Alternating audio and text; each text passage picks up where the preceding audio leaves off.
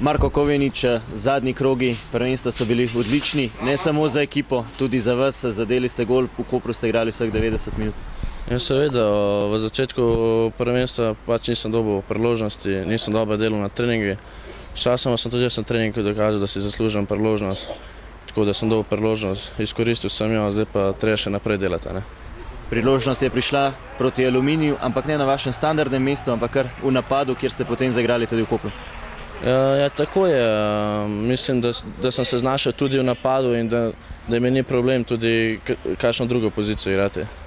Sedaj reprezentančni odmor, nekateri bi mislili, da je čas za počitek, pa vidimo, da temu ni tako. Ja, ni, seveda. Mi se pripravljamo že na naslednjo tekmo proti Triglavu, zato imamo zdaj v soboto prijateljsko tekmo proti Lokomotivi Zagreba. Tako da upamo, da zmagamo to prijateljsko, pa da se čim bolj pripravljamo na Triglav. Sledita dve zelo težki tekmi, Triglav, ki je v zadnjem kolu premagal Maribor, in potem še Maribor tukaj v Domžalah.